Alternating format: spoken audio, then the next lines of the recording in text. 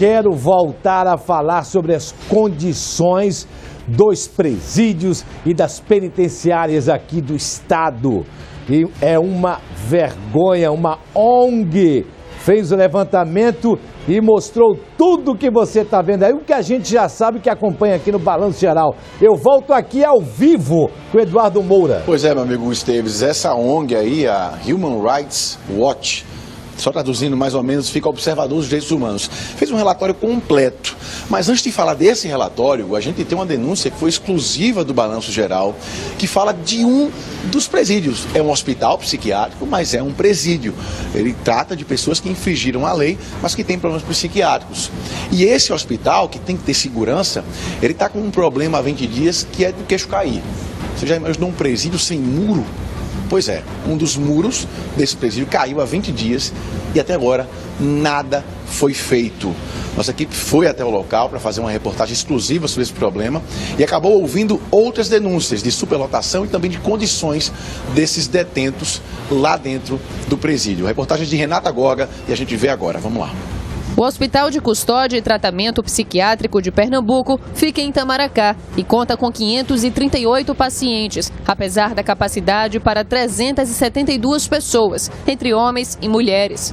No local, os internos possuem doenças mentais, mas o risco de fuga a que estão submetidos é grande, principalmente com a queda de parte de um dos muros laterais há cerca de 20 dias. A Secretaria tem esse conhecimento e tanto é que tem um conhecimento que tentou impedir botando cães perto desse local de acesso, que é uma passagem, certo? Porém, as pessoas podem fazer o advento de uma fuga por dentro do estabelecimento penal e por fora, evadindo assim fora do muro e assim permitindo que presos de alta periculosidade vão para fora do sistema penitenciário, provocando transtorno assim à sociedade. Nós tentamos chegar até o espaço onde fica o muro caído, mas de acordo com o sindicato e também com as pessoas que moram nos arredores, o local é de difícil acesso. Tem muito mato e há vários casos de estupro e de assaltos. Isso ocorre, de acordo com as informações, por causa da proximidade com a penitenciária agroindustrial São João, a antiga PAI, que fica a cerca de 2 quilômetros aqui. A informação é de que os presos saem de lá, cometem os crimes neste local e retornam para dormir. E as denúncias com relação ao Hospital de Custódia não param por aí. Há 2 meses, o sindicato já denunciava que os presos ficam sem roupas dentro da unidade, dormem no chão e ficam expostos às infiltrações que o hospital possui. Os agentes penitenciários também trabalham em quantidade reduzida. Quem é servidor do local informa que só existem 45 para darem conta de toda a população do HCTP, enquanto o ideal, conforme a categoria, seriam 135. A saúde dos presos também é questionável. Dona Maria conta que o filho dela está no HCTP há 10 anos por um homicídio cometido em Cabrobó, no sertão de Pernambuco. Mas ele adquiriu um problema de rouquidão há 4 anos na unidade e não consegue se tratar de forma adequada dentro do Hospital de Custódia. Não vem médico assim para tratar esse problema, não vem médico para cá, né? Aí, não pode falar, fala bem baixinho, né? Arrumou até o emprego que ela queria arrumar aí para ele, mas não, tem que falar assim. Diante disso, o sindicato faz um apelo às autoridades. E aí eu peço ao Ministério Público e à OAB que faça a interdição daquela unidade, daquele local, para que se faça a questão da contenda de um bom tratamento ao preso e da questão de garantir a segurança pública no estabelecimento penal. E os problemas se estendem a outras unidades prisionais, como a penitenciária Barreto Campelo, que fica a cerca de 6 quilômetros do HCTP, também em Itamaracá. Há menos de 15 dias, 5 presos fugiram do local. O espaço tem 9 postos para os policiais militares fiscalizarem os detentos, mas no momento apenas 5 estavam ativos. Os muros que isolam os presos condenados e os de alta periculosidade apresentam buracos que foram fechados com tijolos. Eles são resultado de outras tentativas de fuga frustradas e as rachaduras que também restaram aumentam a possibilidade de outras saídas irregulares dos detentos. Pois é, tá aí a denúncia, a gente foi lá com exclusividade, a Renata Gorga, a nossa colega, foi e mostrou todo esse problema. Eu estou aqui ao lado do Dr. Marcelo Zugietti, que é o promotor de justiça aqui de Pernambuco. Doutor Marcelo, a gente estava acompanhando aqui a reportagem que fala do muro que caiu há 20 dias e até agora nada foi feito, que fala da superlotação, da falta de agentes penitenciários suficientes para tomar conta da população carcerária e também das possibilidades de fuga, enfim, do acondicionamento desses presos, de como eles estão lá. Como é que o senhor vê, no âmbito geral, essa situação do hospital psiquiátrico? Boa tarde. Boa tarde. Na realidade, você falando aí dá uma demonstração de que todas essas denúncias que foram feitas me parece que se encaixam em quase todas as unidades prisionais do Estado, não é?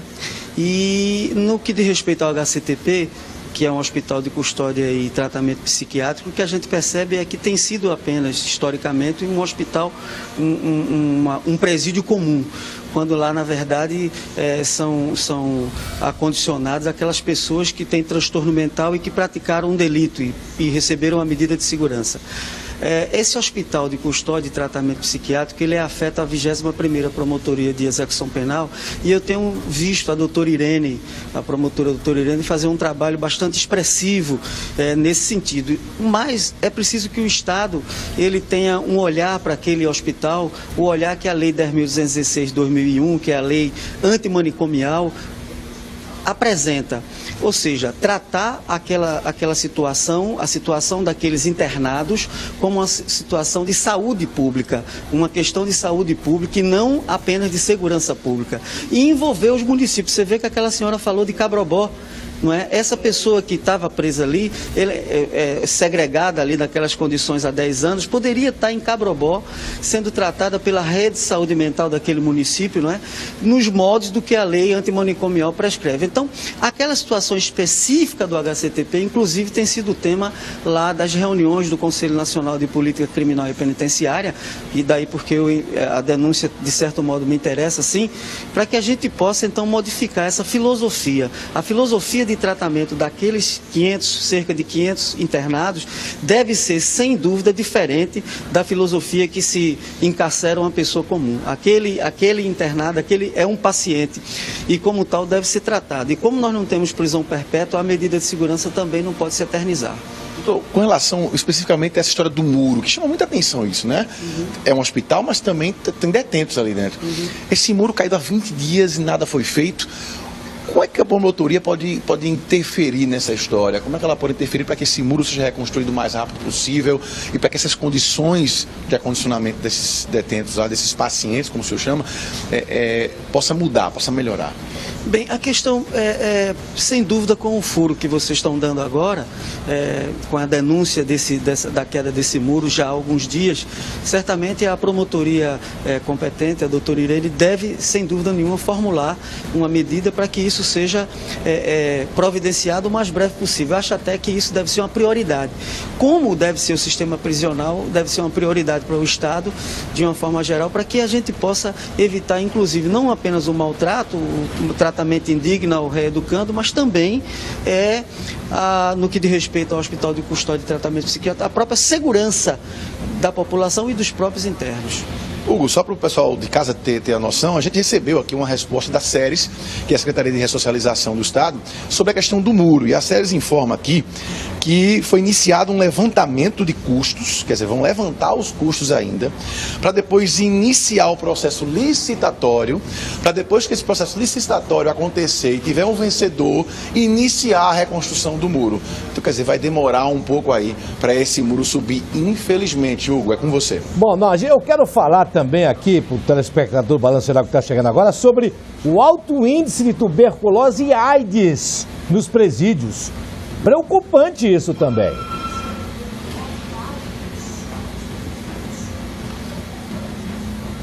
Pois é, Hugo, é um estudo que foi feito por uma ONG internacional, a Human Rights Watch. Eu só vou traduzir de novo para o pessoal em casa entender, que é Observatório ou Observador dos Direitos Humanos. Essa ONG é de Nova York fez um estudo bem complexo, bem aprofundado, de todos os presídios, os mais importantes pelo menos aqui do estado. E esse relatório, eu vou dizer, é de cair o queixo. O Dr. Marcelo Zurgietti tem total conhecimento desse relatório que foi feito. Inclusive, o relatório tem o título de uma frase que o Dr. Marcelo usou na entrevista até que eles fizeram com o Dr. Marcelo, que foi: o Estado deixou o mal tomar conta. Dr. Marcelo, como é que o senhor resume esse relatório e essa frase que o senhor colocou, que intitulou esse relatório?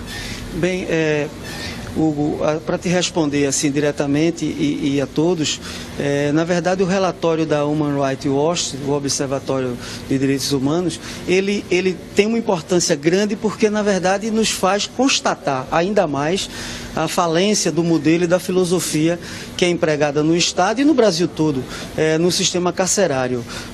O relatório traz, sem dúvida nenhuma, esse aporte, além da superlotação, do tratamento com indignidade da pessoa humana, traz essa questão da AIDS, da tuberculose, e tudo isso é fruto do tratamento degradante. É, na verdade, uma promiscuidade. Uma cela onde cabe 5 tem 37, uma cela onde cabe 5 mulheres tem 60 mulheres. Então, assim, toda essa situação que a gente verifica e que a gente observa no dia a dia, o relatório traz com uma constatação ainda mais enfática e nos faz refletir enquanto agentes dessa área de direitos humanos, de execução penal, juízes, promotores, que a gente também tem uma responsabilidade nisso. É preciso que a gente corte na carne também.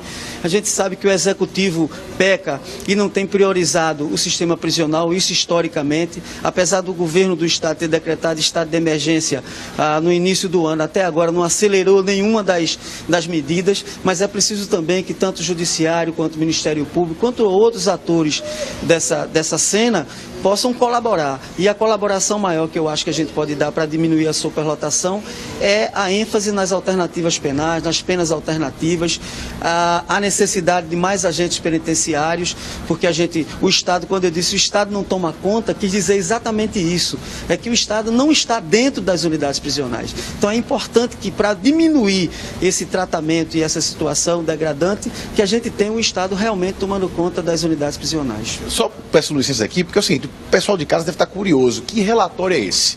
O que é que o relatório da ONG fala? A gente também tem uma reportagem com relação a isso e daqui a pouquinho a gente vai mostrar no balanço geral para você entender o que é que foi colocado. Só para você ter ideia, o resumo é que Pernambuco tem os piores presídios do país, quiçá do mundo. É com você, Hugo. Então a gente vamos voltar a falar do surto de AIDS e de tuberculose dentro dos presídios e das penitenciárias aqui do estado de Pernambuco. Por isso eu quero voltar ao vivo, que ao vivo tem prioridade, com o nosso Eduardo Moura, que vai explicar detalhes dessa doença. Pois é, Hugo, estamos de volta aqui no Ministério Público, só para lembrar que esse relatório que foi feito por uma ONG de Nova York, ele traça vários problemas de vários presídios aqui do estado. E um desses problemas é esse surto aí de doenças, AIDS e tuberculose, principalmente no complexo prisional Frei Damião, que é o antigo Aníbal Bruno. A gente tem uma matéria, um VT, que destrincha, digamos assim, que numera esses pontos principais levantados nesse relatório, que é o que a gente vai ver agora. Vamos lá. Divulgado hoje, a organização internacional Human Rights Watch classifica os presídios de Pernambuco como os piores do país. Representantes da instituição, que é de Nova York e defende e realiza pesquisas sobre direitos humanos em todo o mundo, visitaram o complexo prisional do Curado e as penitenciárias Barreto Campelo e Agroindustrial São João em Itamaracá. Gestores, agentes, presos e parentes dos detentos também foram ouvidos. Os relatos e os números contidos no documento de 35 páginas surpreende. A população prisional em Pernambuco hoje é 3 vezes maior do que a capacidade do Estado. No complexo do Curado, a superlotação e a violação dos direitos humanos deixou os pesquisadores estarrecidos. Numa das celas, eles encontraram 60 presos no espaço com apenas 6 camas para dormir. Fazer um ano que estou aqui, um ano agora, no Galo da Madrugada, faço um ano que estou aqui. Em outra cela, sem janelas, 37 homens dormindo todos no chão. Você dorme?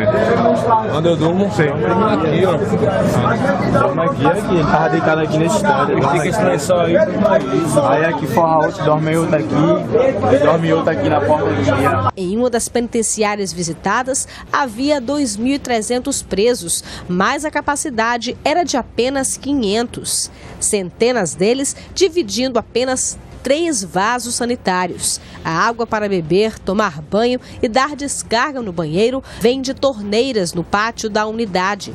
Condições desumanas que aumentam de forma assustadora o perigo de doenças. A prevalência de tuberculose nos nossos presídios é 100 vezes maior do que na população brasileira. A infecção pelo vírus da AIDS chega a 870 casos por 100 mil, 42 vezes maior do que no restante da população. Problemas de pele também são comuns. Isso aí apareceu no meu pé faz 3 anos já. E eu já passei pelo médico já no sistema e nada. Só que não resolveram nada. E está se espalhando mais ainda.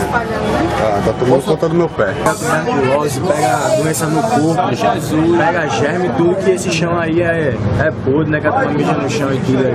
A superlotação extrema dentro dos presídios de Pernambuco também coloca os presos em alto risco de violência sexual, especialmente aqueles mais vulneráveis. Nós entrevistamos 2 presos que disseram ter sido vítimas de estupro coletivo e que foram completamente ignorados pelos agentes penitenciários quando eles tentaram denunciar esses abusos. O relatório da organização também fala de um problema antigo e que o Estado ainda não consegue combater: a presença dos chaveiros. É uma pessoa extremamente, eu acho extremamente perigosa, não é? No sentido que ela tem poder de vida ou de morte, não é? dentro de um sistema. A própria direção do cárcere hoje em dia praticamente é anulada destas pessoas. Não é? O próprio chaveiro que tem que dar autorização para a mudança de um preso, para a entrada de um pavilhão. Não é de hoje que o caos no sistema prisional de Pernambuco chama a atenção do mundo. No mês passado, o governo de Pernambuco precisou se explicar na Organização dos Estados Americanos, a OEA. Só neste ano, pelo menos 12 túneis foram encontrados nos presídios do estado. Isso sem falar nas denúncias de facilitação de fugas e da entrada constante de armas e de drogas. O Estado de Pernambuco precisa garantir que as condições dentro de suas prisões respeitam a legislação brasileira e as normas internacionais. Precisa de maneira urgente separar os presos provisórios dos presos condenados e acabar definitivamente com a figura dos chaveiros. O Brasil e o Estado de Pernambuco não podem continuar ignorando um sistema prisional que é um verdadeiro desastre. Pois é, são muitas denúncias muito sérias. Dr. Marcelo Zugietti, num resumo geral, o senhor tem de qual salteado esse relatório. O que é que o Ministério Público pode fazer para mudar essa realidade? Em primeiro lugar, assumir as suas responsabilidades diante desse quadro, né? Creio que já chegou ao limite do imponderável e do permitido, né? Em face dessa indignidade. Sem dúvida nenhuma, esse surto de tuberculose, de AIDS, dessas doenças transmissíveis e essa contaminação é resultado da insalubridade e das péssimas condições de acomodação desses reeducandos, mas é responsabilidade de todos nós tentarmos resolver essa questão, não é só do Executivo. E creio que o relatório nos traz um retrato que já trouxe o relatório da OEA, não é? Que já nos traz o dia a dia das inspeções e a luta deve continuar com recomendações, com demandas judiciais em face do Estado.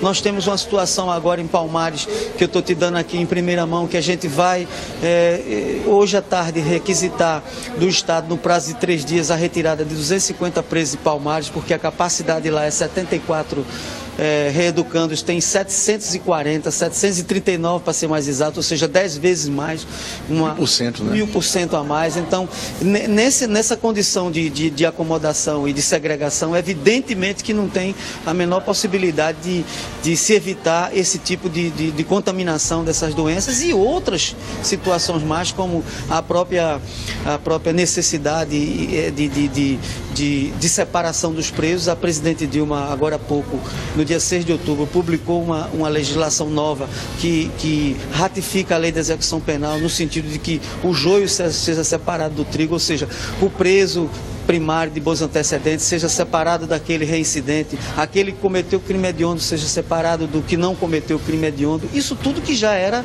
previsto na lei de execução penal. Então o Estado precisa se debruçar e priorizar isso, até porque a gente não tem prisão perpétua. Então aquela pessoa que está lá dentro certamente vai retornar à sociedade. Então muitas vezes a sociedade não entende, acha que você está defendendo essa situação, mas é porque pimenta nos olhos dos outros é refresco da gente. Quando é parente nosso, quando é alguma uma pessoa da família ou um amigo que está preso, que está nessa indignidade, certamente as pessoas vão reclamar no Ministério Público, no Judiciário. Vou aproveitar o gancho que o senhor deu para fazer uma última pergunta. Você falou assim, é preciso cuidar para que essas pessoas vão voltar para a sociedade. Pois é. A condição, eu quero a opinião do senhor como cidadão também, a condição de um preso ser ressocializado dentro de um presídio pernambucano? Olha, é difícil, já tem casos, não é? Mas aí esses casos são aquelas pessoas que têm referência de família, que tiveram referência de educação, de religião, não é? Mas a grande massa que estão nas unidades prisionais são o resultado dessa sociedade nossa, que é a sociedade do ter, mas que vivem na periferia geográfica, financeira do nosso estado e do país, ou seja, aquelas pessoas que por uma razão ou por outra estão excluídas até de ser cidadão. A grande massa não é socialista? Não, porque não são resultado dessas ações. E o que é pior, o Estado, nós, e eu sou Estado também, todos nós somos enquanto sociedade, ele prende, trata mal e libera. Eu acho que a gente tem que ter responsabilidade social na prisão, tem que ter responsabilidade social no encarceramento e no desencarceramento. Muito obrigado, promotor, de verdade. Então, está aí só para ratificar, né, essa informação que é importante. Então, em primeira mão, presídio de Palmares, com 1000% a mais da capacidade, amanhã o Ministério Público vai pedir para que 240 presos sejam retirados de lá. É com você. Então foi uma informação exclusiva que o promotor passou. Neste momento, 240 presos devem ser retirados. Só lembra o presídio para mim aí, por favor? Palmares? É de Palmares, é? Ah, é de Palmares. Nossa, tem mais de 1000% a mais da capacidade. Aí é uma loucura. Como é que vai ressocializar onde?